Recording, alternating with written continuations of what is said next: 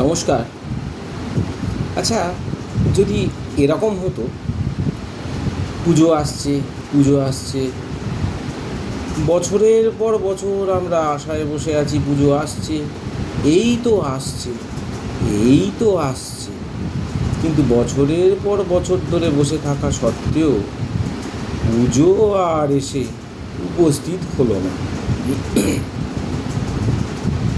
মানে বলছি, দুর্গাপুজো আসছে, এবছর না হয়ে 5 বছর কি 10 বছর কি 15 বছর বাদে দুর্গাপুজো হলো। কেমন লাগবে বলুন তো বিষয়টা? আমি কেন বলছি বলুন তো? বলছি, বিয়েটা কি উৎসব, না বিয়েটা একটা ষড়যন্ত্র?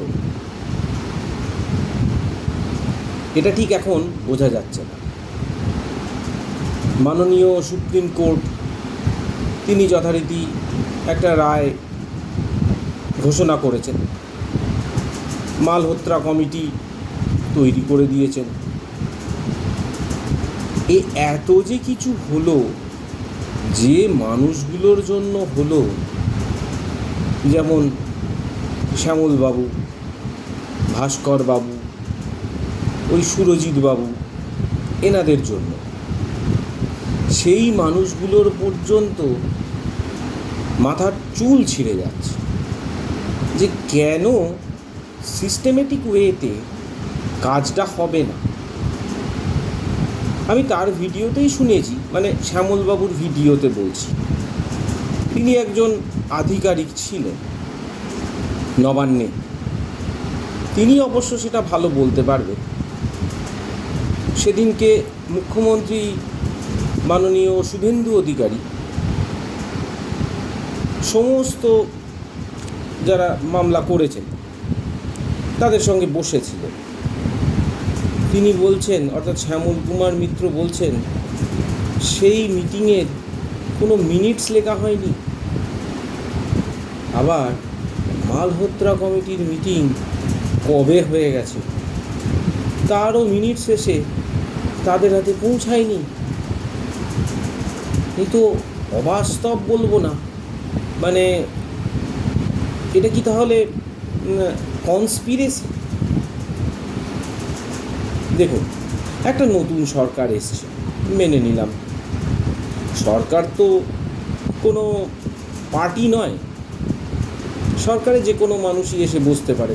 আমি আপনি গিয়েও যদি গণতান্ত্রিকভাবে লড়াই করে জিতে যাই এবং আমরা পরস্পর আলোচনা করে আমরাও মুখ্যমন্ত্রীর চেয়ারে বসে পড়তে পারি, তো সেখানে সেটা কোনো সমস্যা নয়।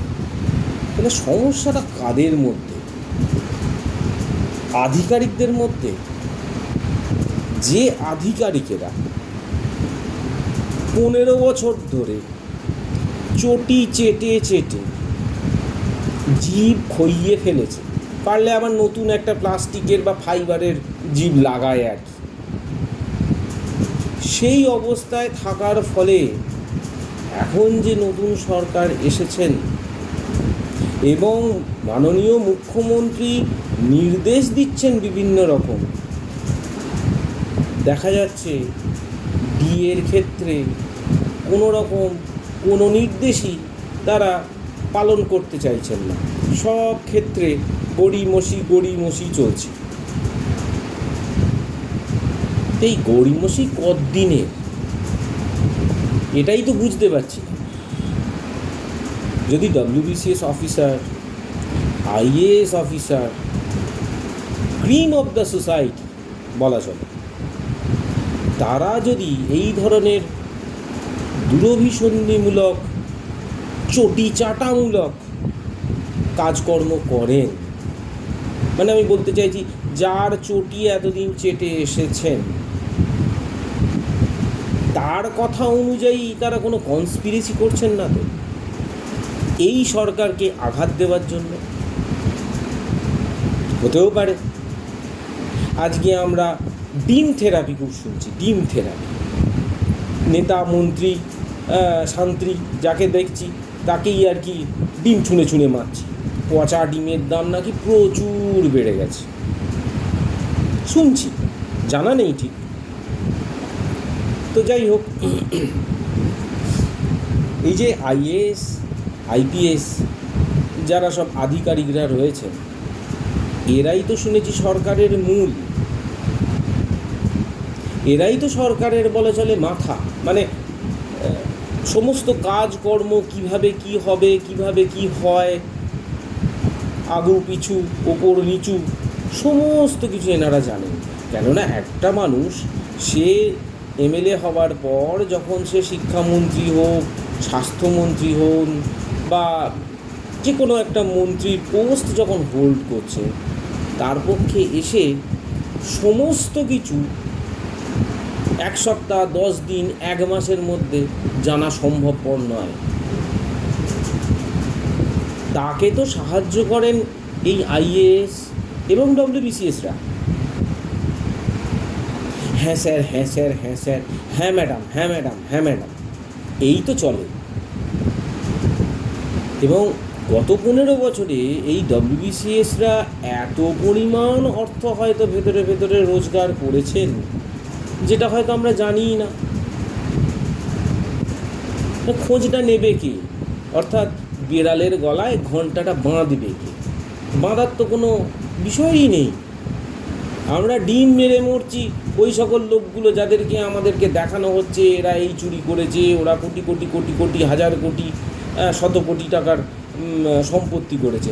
তাহলে এই ডব্লিউবিসিএস আইএএসরা কি কিছুই করেনি? এদের বিরুদ্ধে কি তদন্ত হওয়া উচিত নয়? আমি সবাইকে অবশ্যই বলছি না, সমস্ত ডব্লিউবিসিএস, সমস্ত আইএএস একদম নয়। কেউ না কেউ তো আছেন যারা এই ধরনের কাজ করেছেন, যে 3 পুরুষ কি 15 পুরুষ কি 100 পুরুষের টাকা বিভিন্ন জায়গায়, বিভিন্ন মাধ্যমে, বিভিন্নভাবে রেখে দিয়েছেন। আমার তো মতে বলে এই সকল ডব্লিউবিসিএস আধিকারিক বা আইএএস আধিকারিকদের জন্যেই আজকে বিয়ে নামক ব্যাপারটা উৎসবে পরিণত না হয়ে পরিণত হয়েছে কনস্পিরেসিতে। আচ্ছা, আপনারা কি বলেন? সেই আশায় রইলাম। নমস্কার।